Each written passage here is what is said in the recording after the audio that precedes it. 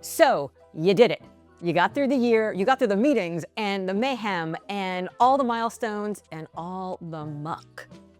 Maybe you don't feel like it's been a great year. Maybe you're looking back and that inner critic that kind of whispers sometimes is getting louder and louder and louder and louder, and you're like, oh, what do I do? What a yard sale. My year actually sucked. Well, I'm here to tell you that it probably didn't. So whenever we hit pause and we take a moment to reflect, we have a lot of quick feelings. I didn't hit every goal. I changed my mind. I said no to a lot of stuff. They're not always the right feelings. So as you're thinking about this tsunami of emotions that are coming out, it's time to stop and reflect and listen to them and learn from them. But don't always take every single one of them as fiat. They're not all law. They're not all the future. Who you are today is not who you will always be. Okay, I know it's easier said than done, but don't worry. I'm not gonna give you some like, crush it. That's not what's coming next. What I'm gonna give you is an actual, real, tested framework that I've seen over 20 years of helping people get through these massive moments of career shift, organizational disruption, and personal identity crises. I didn't hit every goal. If I'm talking to you, I'm gonna ask you, were all those goals important to you, or were they given to you by someone else? Were you externally motivated by them, or were you intrinsically motivated by them? If you were externally motivated, you probably weren't bringing your best, so it's no surprise that you didn't hit every goal. Instead, let's figure out what you're intrinsically motivated for, what you yourself care about, because that's when you'll bring your best and you'll hit all those goals next year. I crushed all the metrics, but I still feel empty. I get this all the time. People say to me, I filled every single box. Why do I still feel unfulfilled? It's because you filled in every single box on somebody else's definition and somebody else's path to somebody else's idea of success. So you made everybody else happy, but guess who you didn't make happy? I changed my mind mid-year. Okay, I love this one because congratulations, you changed your mind. That means you actually took external information and learned from it and decided to do something different. You know what is so much scarier than staying on path?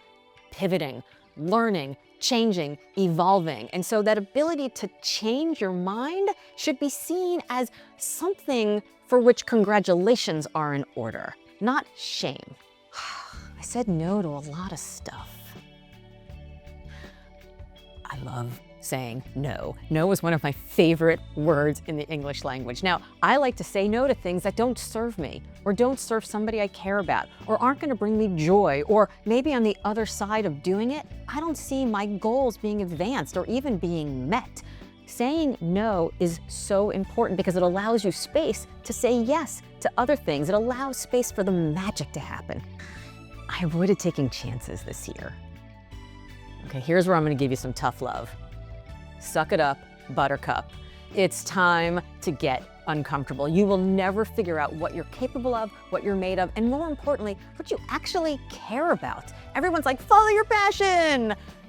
I think that's nonsense. Don't just follow your passion. Find the thing that you're willing to do over and over and over again. Dance like nobody's watching. No, dance like everybody's watching, and you're willing to be embarrassed. That's what you actually care about. So take chances, but take the ones where you're willing to suck a little bit, where you're willing to be bad, where you're willing to get it wrong. Because if you do that, you actually understand what matters to you most.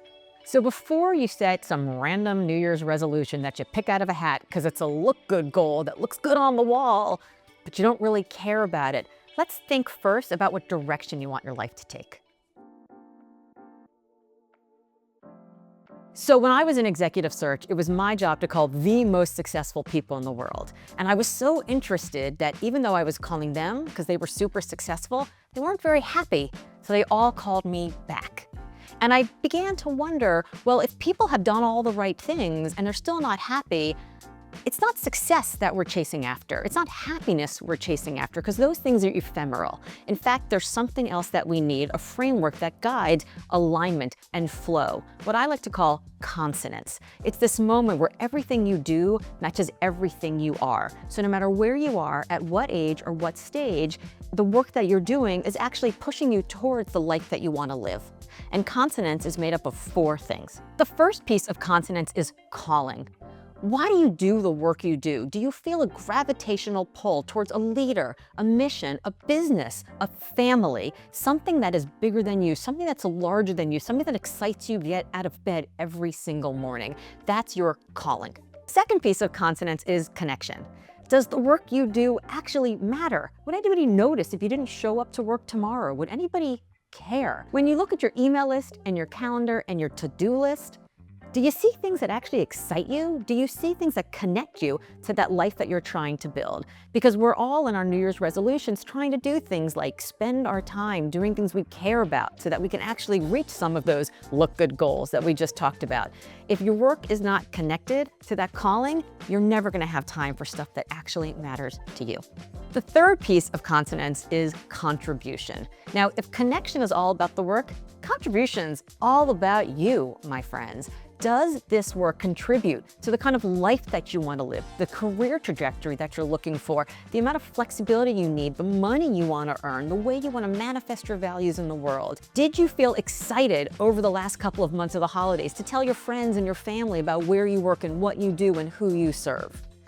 If you're not feeling excited in your core and you don't have that intrinsic motivation, then you're gonna be one of those people that by February 15, 6 weeks after the new year, those New Year's resolutions are gonna be in the dust behind you. The last piece of the consonance puzzle is control.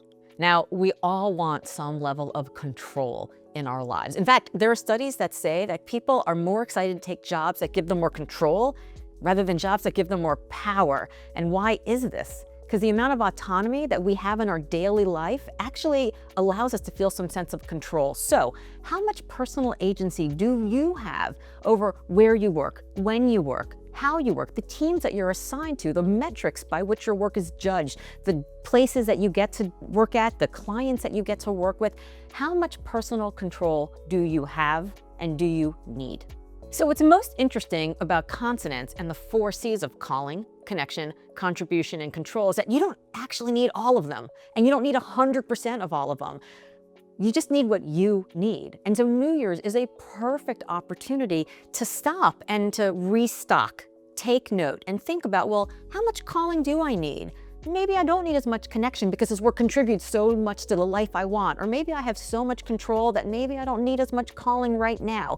It depends on who you are, what age you are, what life stage you're in, and what your life demands today. And who you were 5 years ago, who you were 10 years ago, is not who you're gonna be 5 years from now and 10 years from now. So rather than listening to everybody else's goals about what they think your life should look like, stop and ask yourself, what would put me in consonance today?